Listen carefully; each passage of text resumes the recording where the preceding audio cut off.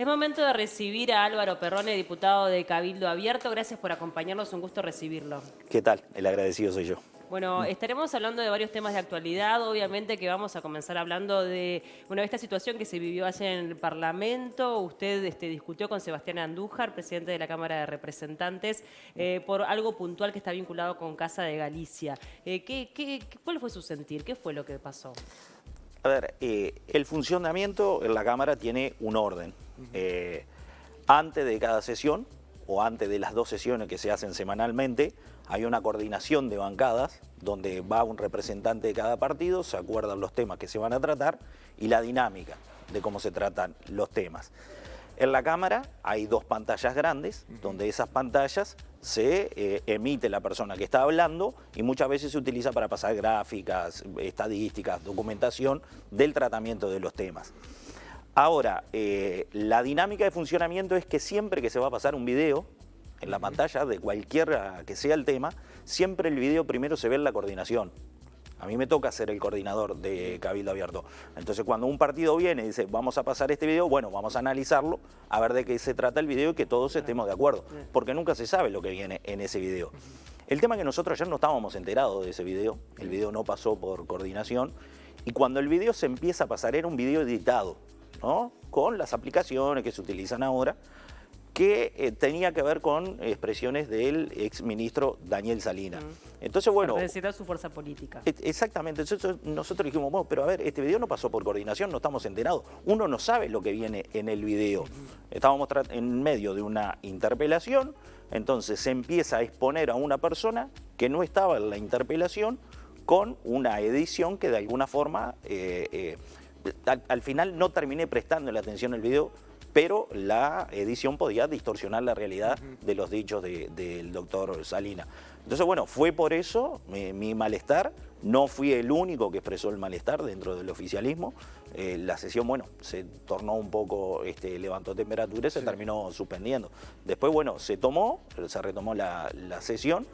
Sí es potestad del presidente de autorizar o no el video, pero expresamos nuestro malestar de que no se haya consultado, que no haya pasado por la coordinación. ¿Y cuál es la opinión, más allá de que ustedes expresaron su descontento, que se haya pasado igual? ¿Hay alguna opinión de ustedes con respecto a eso?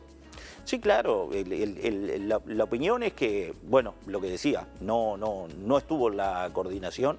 El video hacía referencia a una puntualización donde el doctor Salinas explicaba una situación de Casa Galicia en cuanto a la asignación de recursos económicos, que era lo que se pedía, que de alguna forma clarificaba que la decisión final era una decisión del Ministerio de Economía. Pero se quiso meter al doctor Salinas en el medio de una interpelación en la que él no estaba, intentando enchastrar una figura, que nosotros lo dijimos ayer claramente, sabíamos el objetivo de esta interpelación, y al no estar él presente, bueno, se lo trajo presente a través de este video. Pero me refiero a si hubo alguna consecuencia de ustedes juntarse con Andújar, de plantearle por qué se termina pasando el video igual, algún reclamo. Ahí lo que pasa cuando se dan esas situaciones es que un legislador puede cuestionar la mesa. Cuestionar la mesa significa cuestionar al presidente y se pone a votación. Claramente los votos no iban a estar porque el Frente Amplio no iba a cuestionar la mesa cuando estaban pasando un video que ellos habían llevado. El Partido Nacional no iba a cuestionar a un legislador de su fuerza política. O sea, iba a ser algo que claramente íbamos si se daba esa votación íbamos a perder. Sí expresamos, y lo dejamos claro, que bueno, que estábamos en rechazo con esa actitud tomada. Bueno, fue involucrado de alguna manera Salinas porque también estaba al frente del Ministerio de Salud Pública cuando ocurrió lo de Casa de Galicia. Sí, exactamente. Independientemente de que no estaba haciendo una interpelación.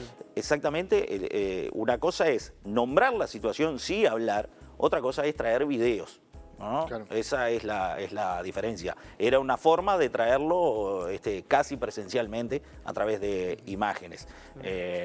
Claramente nosotros sabemos que el doctor Salinas fue el que estaba al frente del Ministerio de Salud Pública y fue la principal figura que estuvo en todo esto de Casa de Galicia. Se hizo la defensa, se explicó, el Ministerio de Salud Pública hizo una explicación muy clara de toda la situación, lo explicó hace también y bueno, la interpelación se dio como se dio, terminó, bueno, en que las explicaciones y el actuar fue respaldado y fueron claras. Pau, una cosa con respecto a esto. Al final se termina haciendo una moción de toda la coalición, algo que había sido diferente con respecto a la interpelación de Luis Alberto Heber. ¿Hubo alguna charla para terminar con la moción? ¿Fue sencillo con respecto a la anterior? ¿Cómo se llevó a cabo esas negociaciones internas? La moción, siempre yo trato de explicar esto para los que nos están mirando, qué significan las mociones. Hay una moción que se termina votando, que es de respaldo al actuado, y por lo general hay una moción de la oposición que rechaza lo actuado o lo critica. Hay algunas que terminan pidiendo la censura, que es la renuncia de un ministro. En ese caso no fue la de ayer. La moción de ayer sí fue muy diferente a lo que fue la interpelación por seguridad de Heber. La moción se redactó con total concordancia, palabras más, palabras menos, pero fue fácil redactarla y se puso a votación y así se votó. Le cambio de tema, veíamos hace instantes en imágenes, algo vinculado con los radares. Usted ha sido muy crítico con la instalación de radares en algunos puntos del país. Usted señala que tiene un fin recaudatorio. Se ha expresado obviamente a nivel parlamentario y se ha expresado también a través de las redes sociales públicamente. ¿Usted qué considera que se debería hacer con el tema de los radares? ¿Cuál es su propuesta? Primero es la sorpresa de la enorme cantidad de radares que se están instalando en todo el país. En el primer presupuesto, cuando Heber era ministro de Transporte, él lo había anunciado que iba a instalar radares en las entradas a la ciudad, en las entradas a los pueblos, para minimizar la velocidad. Bueno, eso nosotros lo vimos bien. Ahora, se están instalando una cantidad del cual no tenemos ningún tipo de información. No sabemos si están multando, si multan para los dos lados, si el mismo radar saca fotos de los dos lados, cuál fue el criterio de instalación de los radares y qué se piensa hacer con lo recaudado. Nosotros el 20 de junio enviamos un pedido de informe a Ministerio del Interior y a Ministerio de Transporte para ver cuál era el criterio de la instalación de los radares, si había un índice estadístico de accidentes, si tenía que ver con entrada a los pueblos, ciudades. Y también estamos viendo, y ahí es la controversia, que las intendencias están instalando radares. Y por información que a nosotros nos llega, están instalando radares fuera de su jurisdicción. Uno cuando sale de una ciudad, de un pueblo, uno entra a la ruta y ve un cartel, comienza jurisdicción nacional. Eso significa que ya está en la ruta y usted está en territorio del Ministerio de Transporte. Pero hay radares que se han instalado sobre la ruta 5, es el que más me ha llegado denuncias de fotos, que está entre Canelones y Florida, y es un radar de la Intendencia. Entonces, hasta ahora yo no he ido a certificar, sí fui a certificar otros, que está en jurisdicción nacional. Entonces la ley es clara, ¿no? La jurisdicción nacional son las rutas. Cuando una intendencia va a instalar algo sobre un dominio de la jurisdicción nacional, tiene que hacer un trámite, pedir autorización, y Vialidad y Ministerio de Transporte terminan autorizando o no autorizando. La realidad es que cuando viene el Ministerio de Transporte, nosotros le hicimos una serie de preguntas bastante amplias. Fue la comisión de presupuesto, ¿no? Justamente ahora, la rendición de cuentas que estamos tratando, sí, fue la semana pasada. Y ese día justamente teníamos una asamblea general a las 4:30 de la tarde y el ministerio se fue. Yo pedí un cuarto intermedio para ir a la asamblea general y volver y seguir tratando el tema. No se dio así, el ministerio se fue y quedaron una enorme cantidad de preguntas que nosotros habíamos hecho sin responder. Las enviamos por escrito. Ahora, como siguen llegando denuncias, ¿no? y hay que clarificarle a la población lo principal, nosotros pedimos hace unos días que vuelva el Ministerio de Transporte a la comisión a explicar. Hoy lo volvimos a hacer en la comisión. ¿Por qué? Porque el ministro ha respondido a declaraciones mías y ha dicho que yo no tengo información. Y claro que no la tengo, porque nosotros hicimos las preguntas y el ministerio no respondió. Y justamente lo están pidiendo. La estamos pidiendo. Pero, a ver, si hay accidente, yo estoy de acuerdo en controlar la velocidad. Sí, porque la verdad que algunos radares en algunos puntos del país, han demostrado que justamente han bajado la siniestralidad. En definitiva, ese debería ser el principal objetivo, ¿no? Claramente, yo eso lo apoyo. Lo que yo no apoyo es no ser claro con la población. Decirle, mira, este radar acá, multa a tanta velocidad, multa para los dos lados. La tolerancia, si el radar es de 60, bueno, si es a los 60 justo, si es a los 63, a los 65. O sea, eso a la población hay que informarla. Después hay otra zona que nosotros vemos que decimos, che, esto parece que se hace trampa, porque uno va, tiene el cartel a 60, hay un radar, la velocidad sube a 75, tiene otro, usted aumenta, y a los pocos metros tiene uno de 45, entonces es como que se engaña el conductor para decir 60, 75, 45. En uno de las tres te la doy. ¿Y está en contra Entonces, también eso, del costo de las multas? bueno, hay multas que superan los 15.000 pesos. Un repartidor que anda todo el día, se pasa 2 o 3 kilómetros, le llevo medio salario. Entonces me parece disparatado, ¿no? Entonces, bueno, yo lo que pregunto es, en el pedido de informe, ¿cuál es el criterio de esas velocidades en determinada zona? Hay una zona que las velocidades cambian y hay un radar cada poco, que es en la avenida, en la ruta 102, cuando uno va para Zona América, para el Estadio Peñarol. Ahí parece que está hecho para engañar al conductor. Después hay otra cosa. Hoy todos andamos, yo lo uso en el celular, con la aplicación del Waze, que es la aplicación que te advierte los radares. Ahora, si uno antes no le prestaba atención al celular porque iba prestándole atención a la conducción, ahora le presta atención al celular porque no quiere que le lleven 15.000 pesos del bolsillo, sino más. Entonces uno le presta atención al celular que le avise dónde está el radar. Sí, igual la fiscalización del celular ya es otro capítulo que se debería dar, ¿no? Exactamente. ¿Hay alguna propuesta? No sé exactamente de dónde viene, porque lo leí en la prensa, de penalizar fuertemente o más fuerte el uso del celular en la conducción. Ahora, esta instalación masiva de radares lleva al conductor a que termine prestándole atención al celular a la aplicación. Yo no sé si fue un malentendido, pero en esa instancia, en la comisión, el ministro de Transporte le había dicho que algunos radares no estaban multando. Y luego, a través de Twitter, usted le hizo una captura de pantalla de una de las multas de esos radares. ¿Eso qué fue lo que pasó ahí? ¿Fue un malentendido o efectivamente los radares se están multando y estaba mal lo que decía el ministro? Eso es lo que nosotros queremos clarificar. En esa captura en las redes que yo subo en Twitter, a mí me responde el director de Vialidad, Hernán Siganda, ¿no? Me dice, ese radar es de la Intendencia. Ahora, si es un radar de la Intendencia, está en una jurisdicción nacional que es la Ruta 5.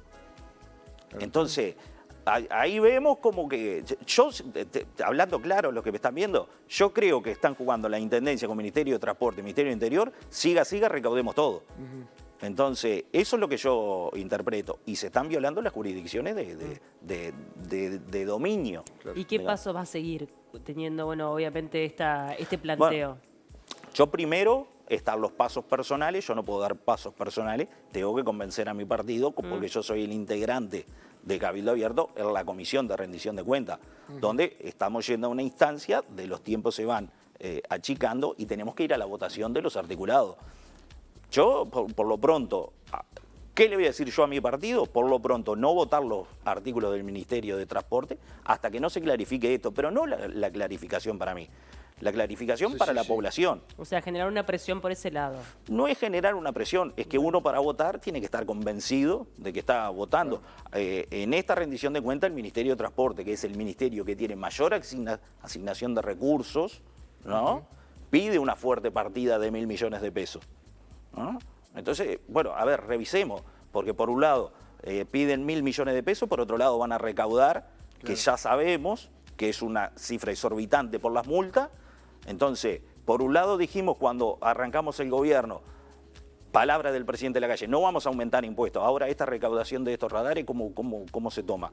No te aumento por impuesto, pero te persigo hasta bajo la cama, con esto de las multas. ¿Y tomó fuerza esa idea de no votar los artículos? Bueno, yo lo tengo que explicar en la bancada que vamos a tener el próximo lunes sobre esta situación.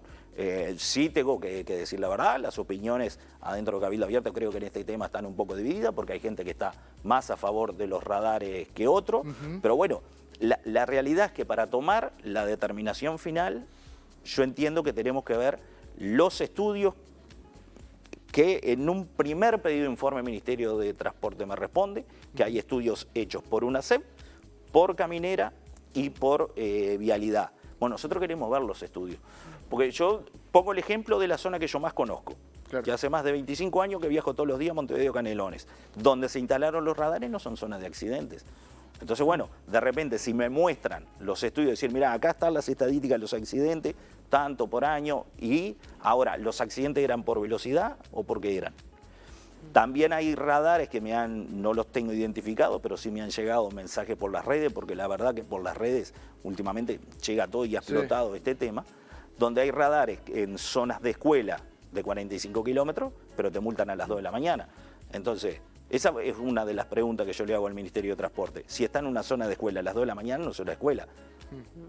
Entonces... Perdón, usted ya que habló un poco de las diferencias dentro de lo que es la interna de Cabildo Abierto, ¿podría llegar a decir que hay un antes y un después de lo ocurrido con Irene Moreira?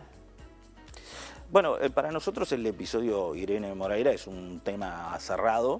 Hay un nuevo ministro que está en funciones, que nosotros estamos apoyando, que viene siguiendo políticas importantes que había iniciado la hoy senadora Moreira. Pero le pregunto sobre todo en la interna, porque digo, hay gente que estuvo en contra de lo que, o sea, ahí empezaron a generar rispidez dentro de lo que es la interna de Cabildo Abierto. Como en todos los partidos hay diferencias, se dieron las explicaciones. Por lo pronto yo públicamente no he visto últimamente a alguien de Cabildo que haya salido a hablar, bueno, o expresar su malestar. Claramente, mucha gente no la respaldó. Claramente los partidos políticos, todos tienen sus diferencias internas. Bueno, esta sí fue una situación que generó diferencias internas. Algunos entendieron que el proceder había estado dentro de los parámetros de lo correcto, otros entendieron que políticamente estuvo mal. Bueno, cada cual dará su opinión. Lo que yo sí puedo decirle que hoy es un capítulo cerrado. Y con respecto al costo político, con la opinión pública, ¿consideran de que tuvo un costo político este capítulo con respecto al Ministerio de Vivienda? Sí, yo creo que tuvo una mediatización importante, eso significa claramente un costo político, pero bueno, hay que esperar que el tiempo pase. También el ministro que está en funciones ha pasado los temas a jurídica, hay investigaciones, y bueno, cuando al final del día se clarifique todo, ahí realmente se medirá el costo político. Sí, las encuestas en estas últimas que han salido a Cabildo le han dado por debajo del Partido Colorado, por ejemplo. Pero ¿Se hace una lectura en ese sentido? Las encuestas yo las leo de la siguiente manera, siempre pasa, ¿no? Después de las elecciones hay un gran porcentaje de gente que no tiene una camiseta política, que es la que direcciona el voto. Después que vota, es como que el voto lo retira, queda ahí entre el no sabe, no contesta, entre los indecisos, entre todo eso. Después hay algo que le pasa a Cabildo Abierto. Cabildo Abierto, como marca política, no es una marca reconocida. La marca reconocida es Manini. Entonces, cuando las encuestadoras, que incluso cuando yo pregunta he por hablado, Cabildo, pregunta por Manini. Eso. Ahí está. Entonces yo he hablado con alguna encuestadora, porque es difícil hoy encuestar por candidato, porque hay otros partidos que no han definido sus candidaturas. Ahora, cuando la encuesta se hace, se pregunta, en vez de Cabildo Abierto, se pregunta por Manini, los números aumentan, y aumentan significativamente. Entonces, es como que hay un no reconocimiento todavía en la población de la marca política Cabildo Abierto, pero sí de la figura de Manini. Perrone, nos estamos quedando sin tiempo, no quiero dejar de preguntarle por este proyecto de dos leyes vinculadas con el tema del endeudamiento, que en realidad cuando Manini Ríos señaló que se quedaba dentro de la coalición es porque quería darle como prioridad a este proyecto. Primero preguntarle en qué se basa, cuáles son los principales puntos que mantienen estos proyectos y bueno, y cuáles son los pasos a seguir. Sí, bueno, nosotros ahora decidimos ir a la recolección de firmas contra la usura, es el principal argumento, y la deuda justa. ¿Qué queremos decir con la deuda justa? Es que pagar intereses justos que estén por debajo de la usura. Nosotros pusimos un número, que es un 30% pasado a UI anual, para deudores de menos de 200.000 UI, estamos hablando de menos de 1 millón de pesos, que es el centro de la mayor cantidad de deudores que hay en Uruguay. Sobre todo que abarca la clase media y es esa que viene el millón de uruguayos que están en el clearing, 1 millón que están en el clearing, 700.000 catalogados de categoría incobrable por Banco Central, y después llegamos a los 2 millones de uruguayos que están saco un crédito, si bien no estoy en el clearing, pero saco el crédito de un lado, lo pago en el otro, pero que vive una situación de angustia, un círculo vicioso económica. Sí. Entonces, bueno, hay intereses de usura alto, ¿no? Hay un artículo en la Constitución, el artículo 52, que pena la usura. Entonces, bueno, la usura hoy se calcula de una forma bastante compleja y es bastante complicado de explicarlo, porque se saca de la tasa media del Banco Central. El Banco Central la tasa media la calcula según los informes que le pasan los bancos y la financiera. Por encima de eso se calcula un interés. Pero bueno, no solo es la usura que perseguimos nosotros, ¿no? Si bien en este proyecto que recolectamos firma, lo que se busca es topear la usura y que la persona que está endeudada tenga un proceso de reestructura, que se presente, que diga estos son mis ingresos, estos son mis acreedores, quiero pagar, y el Estado termina laudando. ¿Cómo se hace en las empresas lo que es el famoso concordato, cuando una empresa cae? Bueno, en este caso que se dé una situación igual y que la persona en un determinado momento pueda pagar y volver a lo que es salir de esa muerte civil que llamamos nosotros. Pero después hay otros aspectos que nosotros hemos peleado con el Banco Central y no hemos podido convencerlo, ponernos de acuerdo, que tiene que ver con la publicidad. Muchas veces vemos las publicidades que dicen, bueno, se lleva 50.000 pesos en cuotas de tanto, pero no le dice el monto final de lo que va a pagar y el interés se lo dice en una letra muy chica. Entonces la gente cuando está necesitada de dinero va y entra y firma y se lleva el dinero que necesita, pero no sabe todo lo que se le viene después. Entonces en eso hay que ser claros. Cortita, porque no tenemos tiempo y además hay un montón de temas para seguir hablando, pero preguntarle por el proyecto de deudores del Banco Hipotecario del Uruguay, que tiene como dos partes. Una breve respuesta y ver qué es lo que, más allá que va al Senado primero, tengo entendido, ver qué es lo que va a pasar o la posición de Cabildo con respecto a las dos posturas. Primero, lo que es la reestructura de la deuda y por otro, la función con el Banco República. Sí, bien, Cabildo presentó un proyecto en el Senado hace bastante tiempo, capaz que sobre el principio de esta legislatura. Después se presentaron otros proyectos atendiendo un reclamo de estas personas que han estado pagando toda la vida y que nunca terminan de pagar. A lo que nosotros nos llama un poco la atención es la actitud de la presidenta del Banco Hipotecario, que está en contra de esto, pero nosotros no hemos logrado entender cuál es el punto central o por qué se opone. Hay varios proyectos de esto, hay un ambiente político de todos los partidos de poder llegar el día de decir, bueno, usted terminó de pagar, la vivienda es suya. Algunos dicen que esto afecta económicamente al banco hipotecario. Bueno, está esa discusión ahí que hay que darla. No está claro todavía la postura. Y ver en qué las posturas están divididas. Esa es la verdad. Por un lado, el presidente de la República apoya esto, pero bueno, la presidenta del Banco Hipotecario ha salido con sus reparos. También sabemos que el directorio del Banco Hipotecario está dividido en cuanto a esto. Nosotros lo que queremos es atender la situación de estos deudores para poder ayudarlos. Después, en cuanto a la unificación con el Banco República, nosotros vemos ahí, primero, hay un tema que hay que resolver en el Banco República, que la Carta Orgánica del Banco República impide al banco absorber al hipotecario. No, estar en el mercado en temas de vivienda. Bien. Eso es una primera reforma que hay que hacerle al Banco República. Lo otro, nosotros vemos que si el Banco República absorbe al Banco Hipotecario, termina quedando como una unidad ahí, el mercado de préstamo de vivienda va a terminar en manos de los bancos privados y por ahí terminan de alguna forma marcando las reglas del mercado si no hay un aporte estatal importante para regularlo. Yo creo que ese proyecto no va a andar porque en principio los apoyos políticos no están. Bien. Bueno, Perrone, la verdad que nos quedaron un montón de temas, así que de repente más adelante lo volvemos a convocar. Gracias por acompañarnos. Ha sido un gusto.